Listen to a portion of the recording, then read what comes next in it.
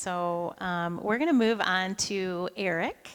And Eric did a phenomenal job of helping my family plan a trip that was honestly my dream trip to Greece this past summer. And it was absolutely amazing. I just love travel, and for me, traveling with those I love is just right up there at it. It just brings so much joy to my heart, and the memories that we made on that 9-day trip are just amazing. So can you start by sharing your background and what made you decide to pursue travel as a full-time career? So I did not grow up traveling. My dad was a small business owner. He had a tool and die shop, and he loved what he did. He worked 6 days a week, 51 weeks a year, and I truly think he loved every minute of it, but that meant we didn't go on a lot of family vacations. We would do the long weekends to Cedar Point, Chicago. My only international experience was we would go to a Tiger game, and my dad would drive across the bridge, and to say that we'd been to Canada. It's a Michigan thing, right? But so it wasn't until I was married. So my wife had traveled a little bit. They had actually done a couple of family cruises, and this was back in the 80s, kind of before cruising was what it is today. So shortly after we were married, a couple of years after we were married, she suggested that would be our, a good vacation for us. I'm like, oh, I'm game. And it was just amazing. I loved every minute of it. We went out of San Juan. So here I am, a kid who's really never traveled, flying to San Juan, getting on a cruise ship, going to the Southern Caribbean, seeing all these amazingly beautiful islands, and it just, that's when the travel bug bit me. So, and really since then, it's just been a growing passion. It's interesting. I grew up in Grand Rapids. My wife did as well. Our jobs took us to Atlanta for about 8 years. Our kids were born down there. So what happened kind of during our kids' younger lives, even before our kids, we would take any time off that we had and come back to Michigan. And we kind of realized at one point, like, wait a minute, we're not really going anywhere. We visit family, which was important and always good, and enjoy those times. But it wasn't until we moved back to Michigan. Has anybody ever heard the term gravity rapids? That people grow up in Grand Rapids, they move away, and then they come back for family and for what that is. I've heard a lot of people say that. Anyway, that was us. So we came back, and we finally kind of realized, hey, now we can go someplace fun for a vacation. We can leave, and take our kids with us most of the time. But anyway, so. We were able to cruise, but then life actually kind of got in the way, and we were busy. I was traveling a lot for business, but not for pleasure or edification. So anyway, finally have gotten to a point now in our lives when we are able a little bit more. And I had a career change a few years ago, and just said, why am I doing something that I don't necessarily love, that I'm not necessarily passionate about? Why don't I take this opportunity to start doing something I am passionate about, share that passion with others? And I had known a coworker from Atlanta who had become a travel agent, and followed them on Facebook, and like you always want to be that other person, right? But just talked to them, and kind of one thing led to another, and decided to get into the business. And I tell people this is the most fun job I've ever had. I mean, everything I've done before, it was something people had to buy, right? They didn't really like writing the check, but they did because they had to. This is something that people want to do. It's a completely different, sale process. You don't really have to sell. I'm just helping people do what they want to do, which just, it feeds my passion, but also just helps me be excited about going to work every day. So yeah, in all honesty, part of the reason I do love to work, but is the idea of I work so that I can pay for travel or help pay for travel. My husband really pays for most of the travel, but I do help a little bit.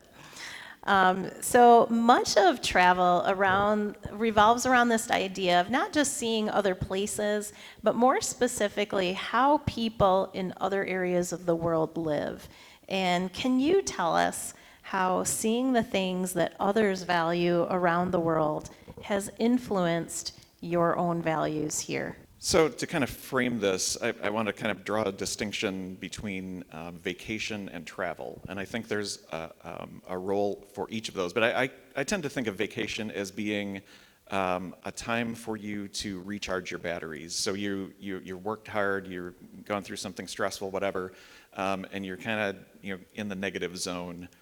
And a vacation is important, I think, to kind of bring you back to neutral, right? To get you back to zero. Travel, on the other hand, and they're obviously synonymous, but just kind of differentiate. Travel, I think, is kind of to move that needle into the positive side, and that's the way I like to think about it. Is it's a growth activity.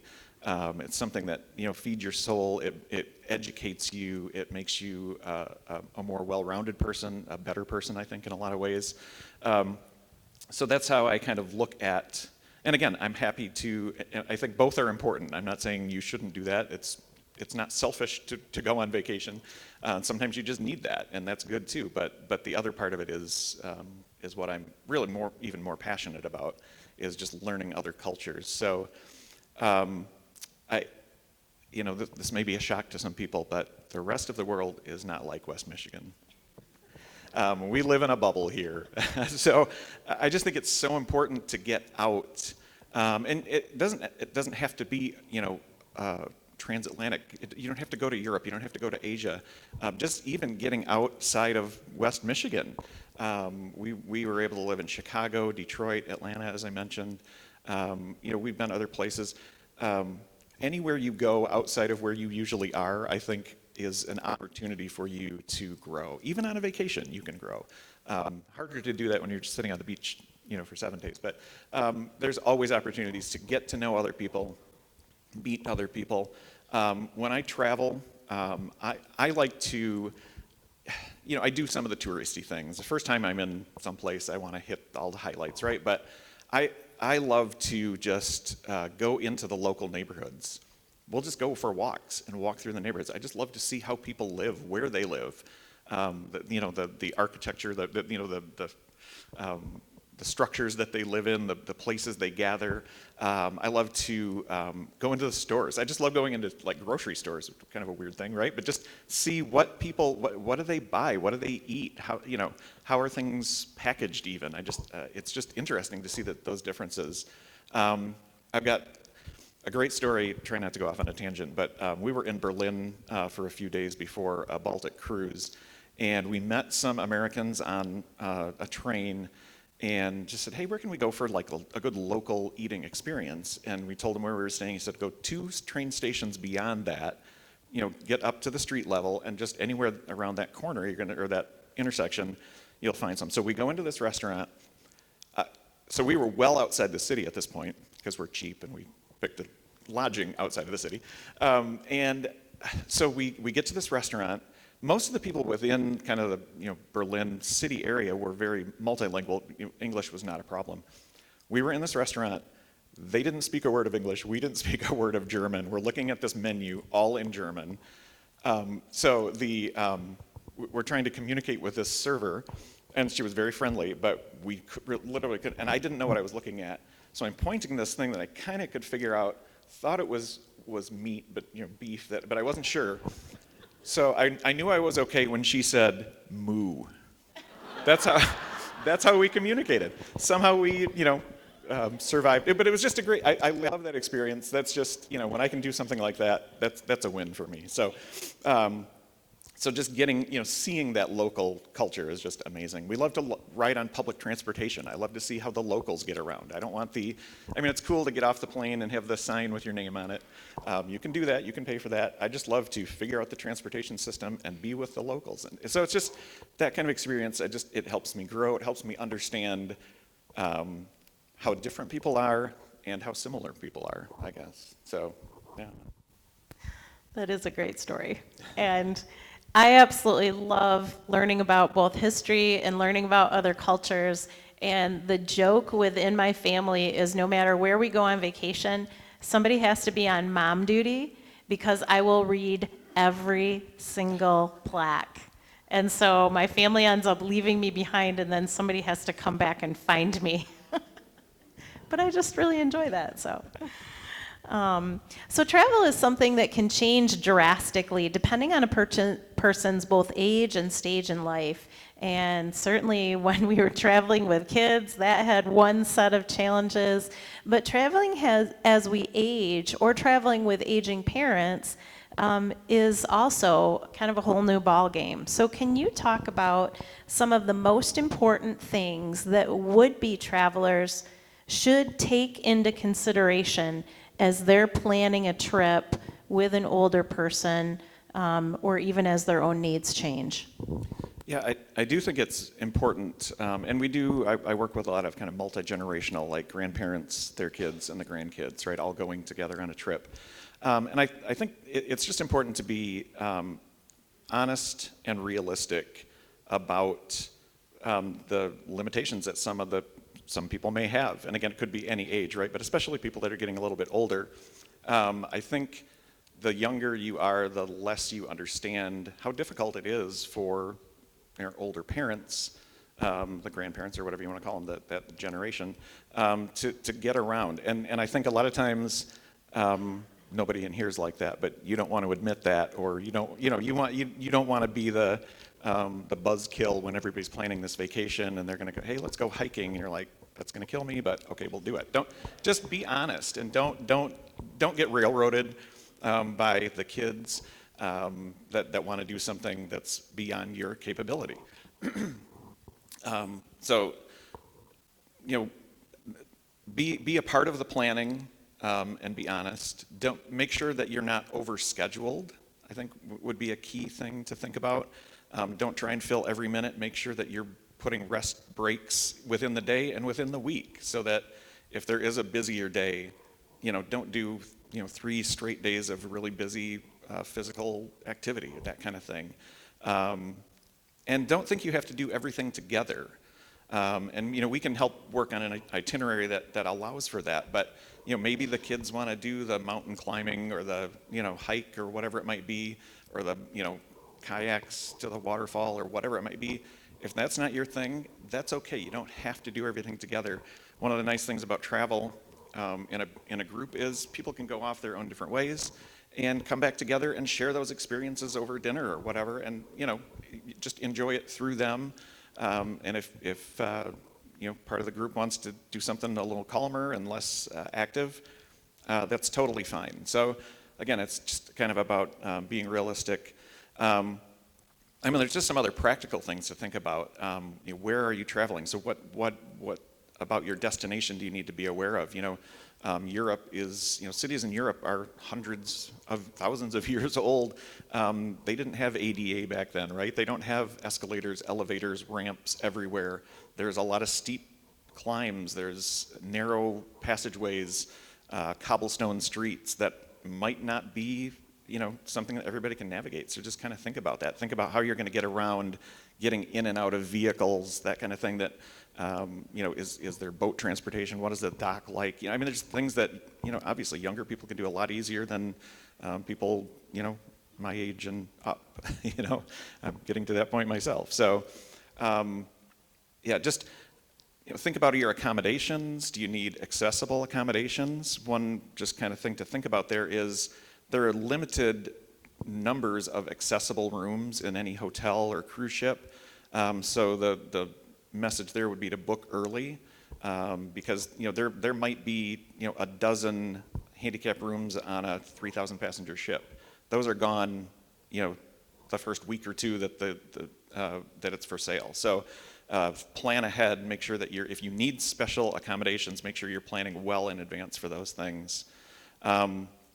I could go on and on. There's just so many things, and that's, I guess I would say, plug myself a little bit here. That's a good reason to work with a travel advisor. We can help you think through some of those things. Make sure you've got the packing list for your medication and your batteries for your hearing aids, and just things that you might not think about to do to just be better prepared for traveling when you've got other situations, other conditions to be concerned about. I'm going to add a couple plugs. I no longer ever check a bag. Mark and I spent 9 days in Hawaii with no clothes. So, fortunately, we were traveling with friends that were our size. So we went out and bought the essentials and every day walked into the room and said, what can I wear today? So, yeah, just an extra for if you wondered.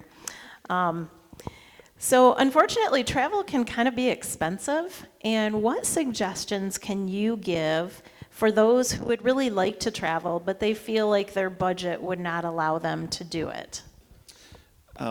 So again, I've got a long list and would be happy to talk to anybody in more detail about this. But a couple of things just to hit the highlights. So start with your budget instead of the other way around. So don't think where do I want to go, but I've got X dollars. Where can I go for that? If you're truly restricted to a budget, and then figure out a way to do that. And again, as a travel advisor, I can help you do that. There are certainly ways to economize.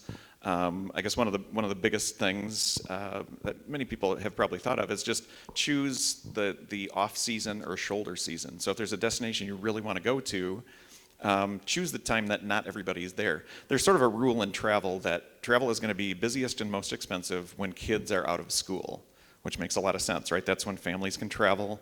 Holidays, same kind of thing, right? That's when people have time off, they can travel. So that's supply and demand. It's basic economics. But if you can go to Europe in March, yeah, it's going to be cooler, maybe a little rainier, but the prices are lower, the crowds are smaller. So you can save some money and still see what you want to see. Just have to have appropriate expectations for that. So again, I would argue to book as early as you can. And I know there's sort of this myth out there that there's always last-minute deals. I see fewer and fewer of those all the time because the companies are getting smarter about how they price things. So they have less inventory that they're just trying to get rid of. But it still does happen. You might get a good deal.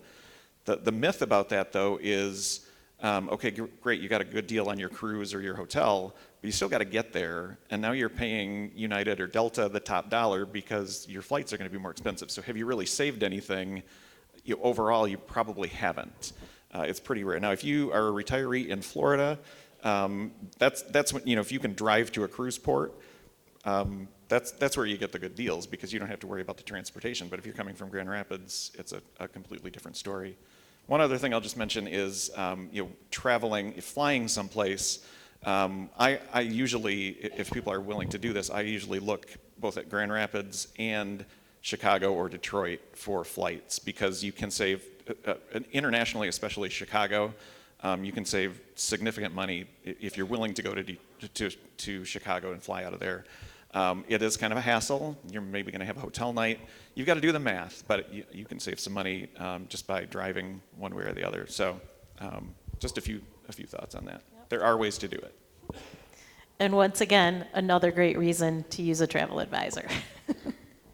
So let's talk about traveling as a single person.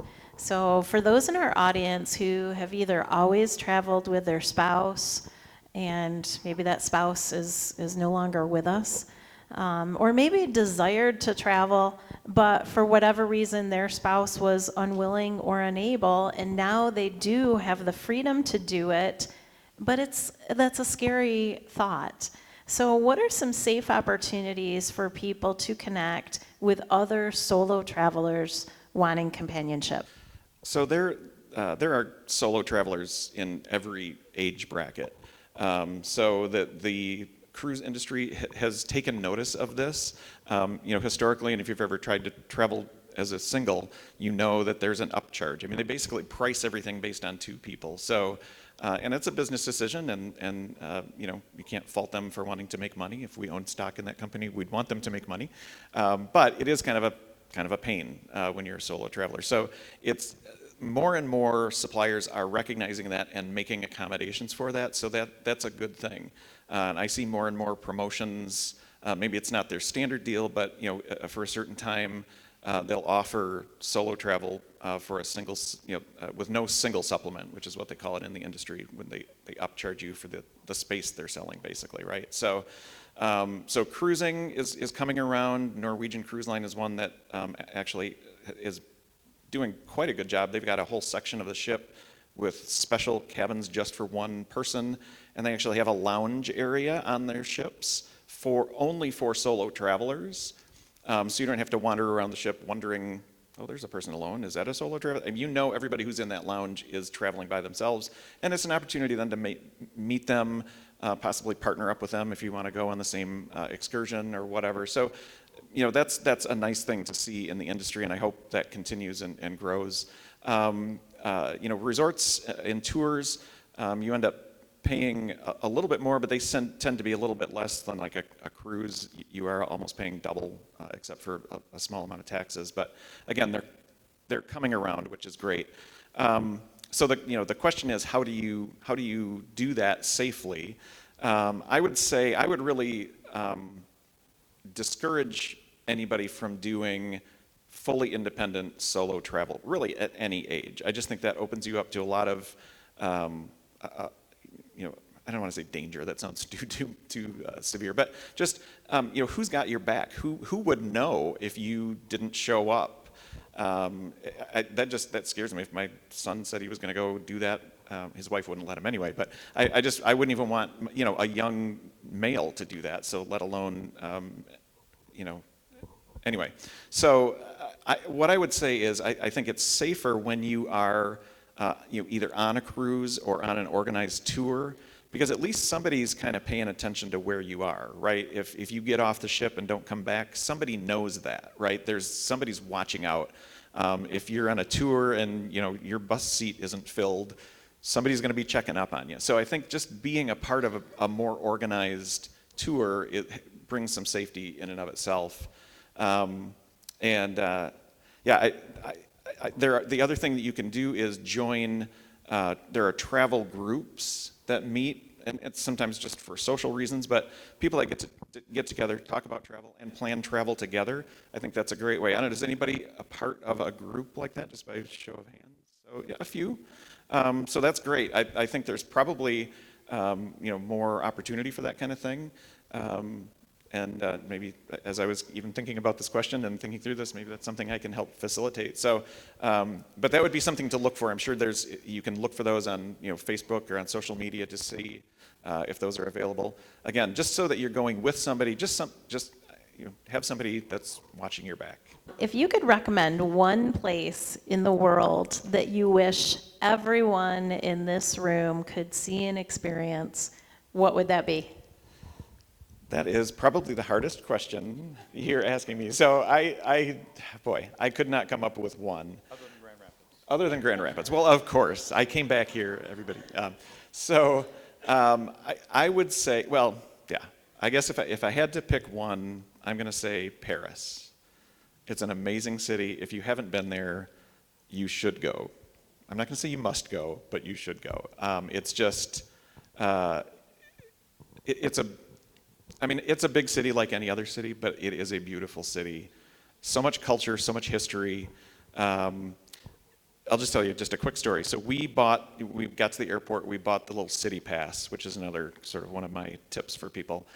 So you get this, you pay one price, and it's either free or discounted admission to different things that you might want to see in the area. So we're walking down the street on our way to Notre Dame, and we walked by this Saint Chapelle thing, and we're like, what is this? And we looked on our thing, and we're like, oh, we can get in there for free. It's my favorite spot in Paris. It's this chapel, cathedral, I should probably know, but very narrow, very tall, stained glass all the way around. Just one of the most beautiful sights I've seen. I would not have seen that had we not gotten that pass. But again, just finding those little places, and there's so many of them in Paris. I mean, just the way they decorate their bridges, for goodness sakes, it's just amazing. They're the entries to the Metropolitan. So anyway, Paris is my choice. But I've got about 20 others that I can probably tell you. Okay, so if any of you have questions on all the places that he could help you travel, you can talk to him after the presentation today.